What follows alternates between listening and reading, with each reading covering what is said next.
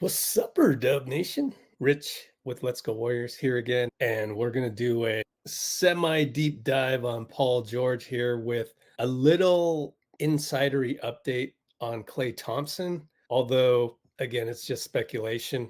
Let's start out with how we got here. First of all, on our channel, you can see that I started out with the idea that if you pay Klay 24 million and then you waive Looney and redo GP2's contract, this was more than a week ago. Actually, I'd come up with the idea more than 2 months ago. It was right after the end of the season. You could go after a free agent at the non-taxpayer mid-level exception. And when GP2 opted in, then that told me that that strategy was gone. And it looked like Klay was going to get offered something big, according to Bobby Marks of ESPN. That remains to be seen. And then I said, well, maybe the talks are frozen because Lacob and Dunleavy don't want to just get in a bidding war before free agency even kind of officially starts. And when I say bidding war, I mean all of that behind closed doors kind of thing. And then, of course, Mike Dunleavy took the podium yesterday. You could check that out here. But now there's more talk about Paul George. So we've got to look at how this sort of like asteroid came by and sort of, at least for the Warrior fandom, has kind of taken over the headlines. First off, it's really Paul George himself on his podcast recently. He said we relied too much on isolation basketball. The Clippers did. And if you watch that series, it was a hard watch. Like, the Clippers don't really play anything other than my turn, your turn basketball. This is on May 9th. And then he goes on his podcast again. And this time he's asked directly about what he's looking for in free agency, contribute to winning basketball. I'm not going to play this just in the interest of time, but you get the gist of that. And then to fan the flames even more, so to speak, look at what CJ McCollum said. This is at 1:19 p.m. on Tuesday. I'm going to play the audio. I'm not going to play the video here just out of copyright concerns, but listen to what he has to say. I'm not going to play the whole clip, but he basically says that Paul George should go to the Warriors. Could you imagine him, Steph, Dre together? You like that better than Maxey, him, and Joel? Well, the health. We talk about health. We talk about the importance of availability. So now you have an actual NBA player thinking that Paul George, his best fit is with the Warriors. Wait till Dub Nation gets a hold of that clip. And then just the other day on June 23rd, Brett Siegel, who we've had on this channel before, he's a busy guy though. He's on 3 radio stations today, and he basically said the Warriors would be interested if Paul George were to become available. And that's right here in this June 23rd tweet. So we're going to look at just how exactly Paul George could fit into the Warriors salary cap sheet.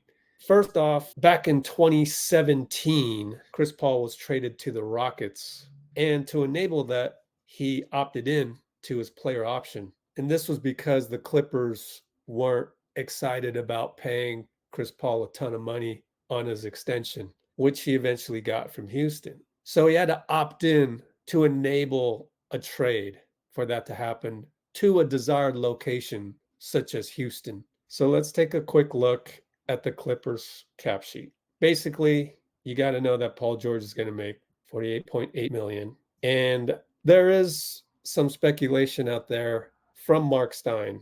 The Clippers would be okay with CP3 in the deal. So I did some number crunching. And the key thing to note here is that we've got to stay under the second apron. The restrictions imposed when you pay beyond the second apron, when you pay salaries that add up to more than 189 million is just way too punitive. The only time you ever really want to be in the second apron is if you're like the Boston Celtics.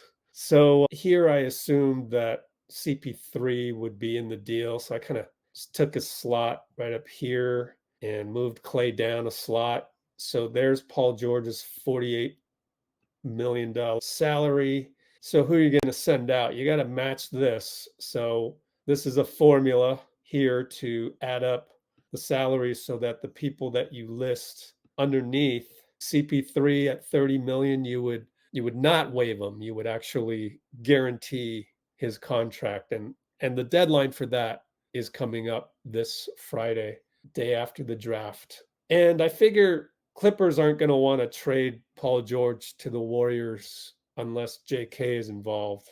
They're going to want to have, and just like Dunleavy said in the presser yesterday here, it's hard to make a trade these days unless it's like pretty evenly fair between the teams making the trade. And I just threw GP2 in there. I guess you could throw in Looney. 8 million, 9 million is close enough. Then you're off by like 2 million, which is close enough, I believe. I could be wrong on all the little tiny salary cap CBA nuances. There's like got to be within 110% of matching salaries and whatnot. And you look at this and you kind of go, well, is there any way we can keep Klay in all of this? And the short answer is no, because even if you're at the second apron, you only got 13 million, and Klay would be crazy to accept a salary of that low, especially when he was offered 24 million before the season started.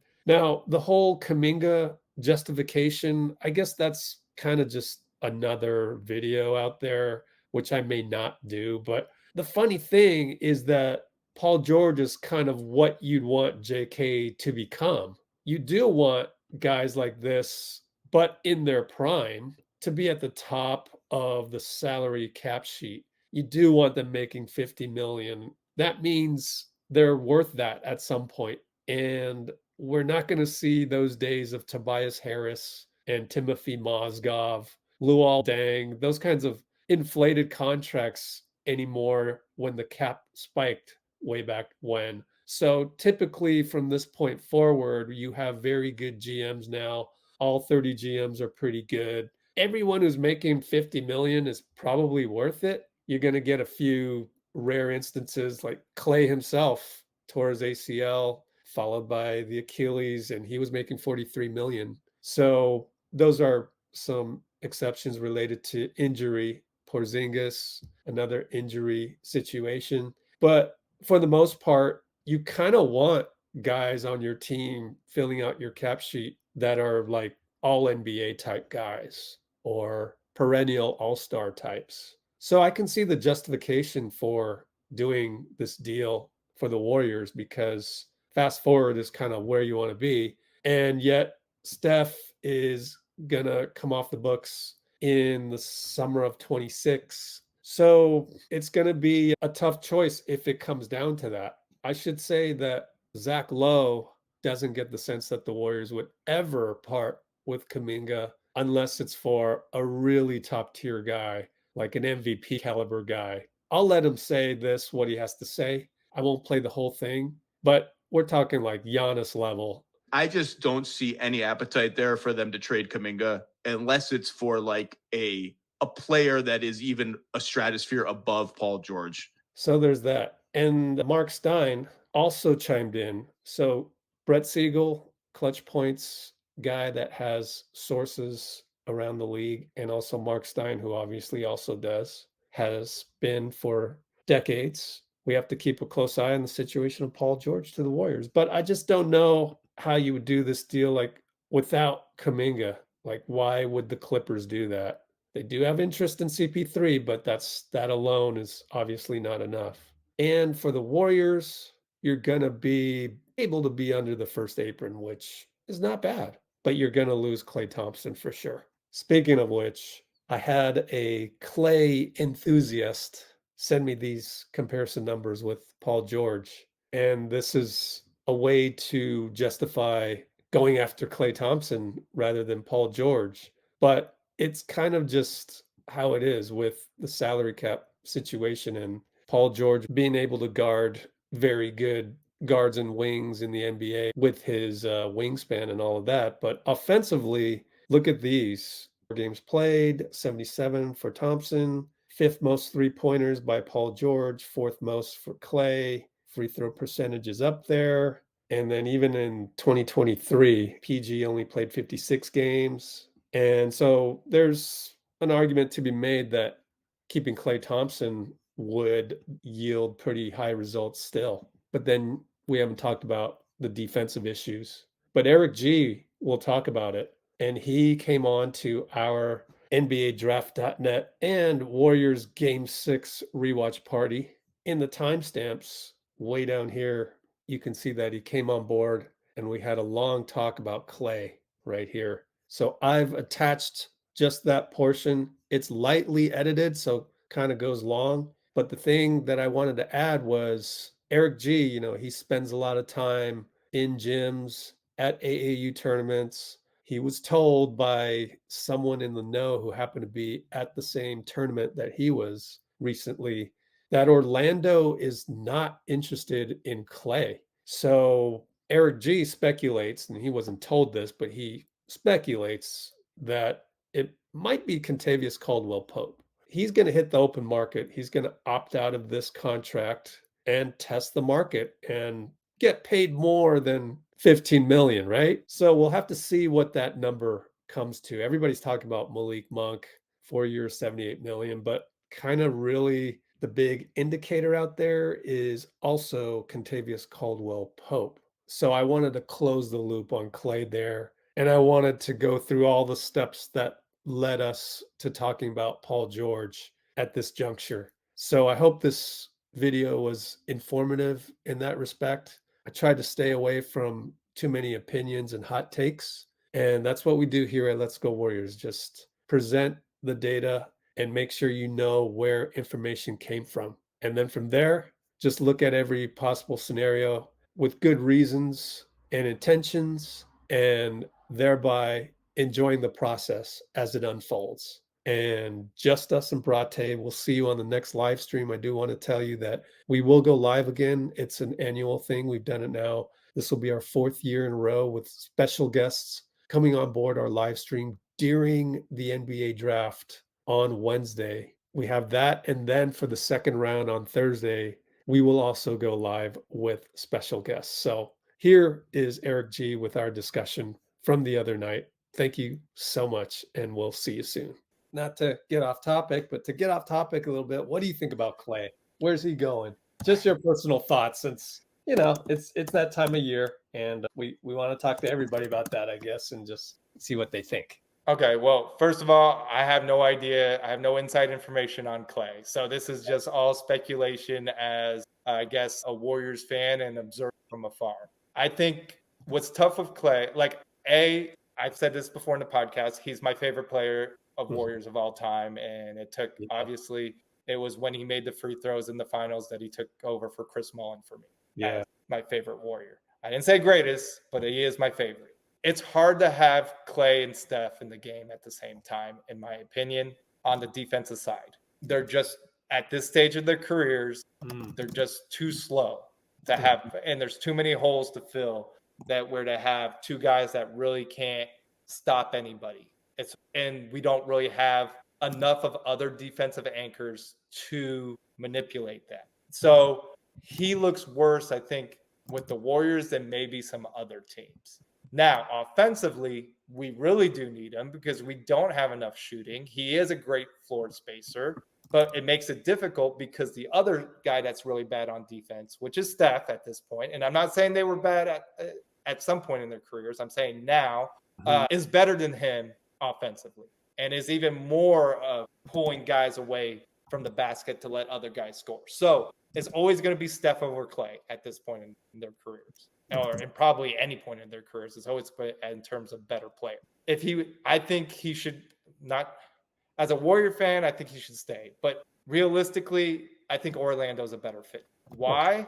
Orlando has all their guards defend really well. Their whole team's defensive guys, and their one thing they're missing is they can't shoot from the outside. Yeah. Well, guess what? That's what Klay provides. Yeah. Klay is a perfect fit for them. And if you look at it in terms of lifestyle, Orlando, the beach is only an hour away. He could be on the boat.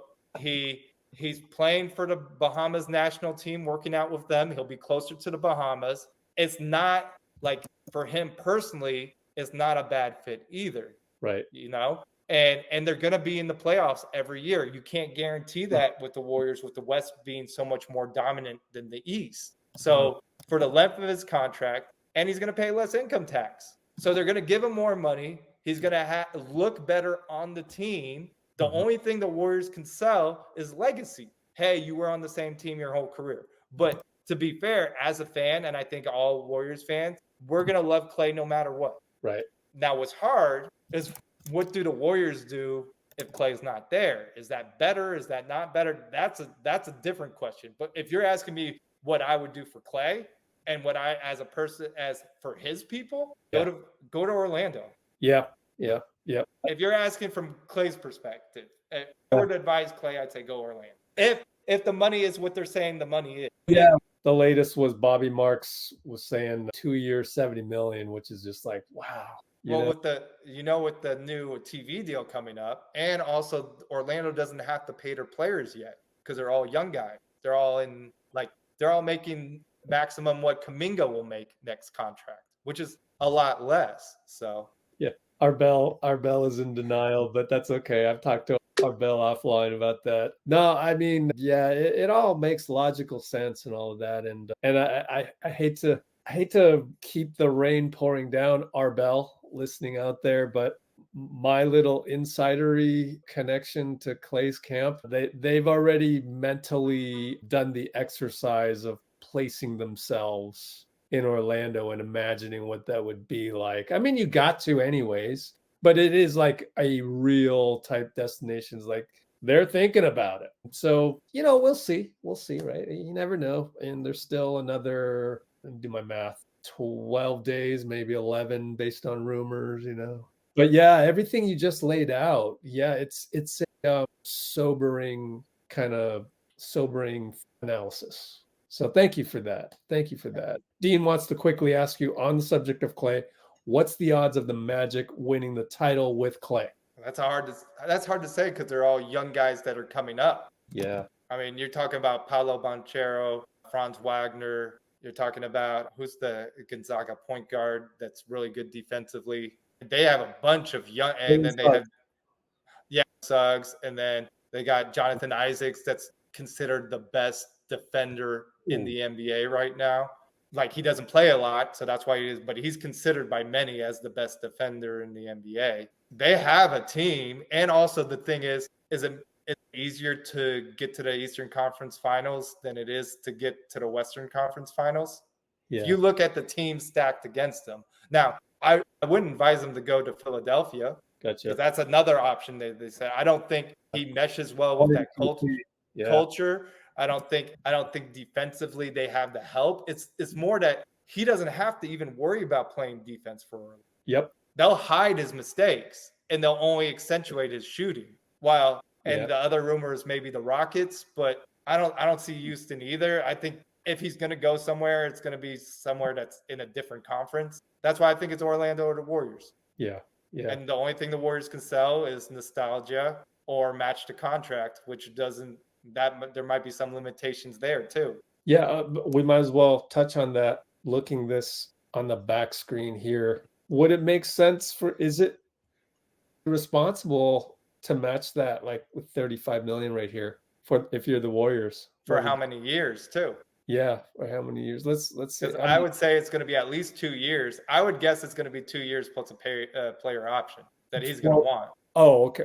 Okay, yeah. So I think it might be 35, and maybe they'll give him 20 as the third year. Gotcha.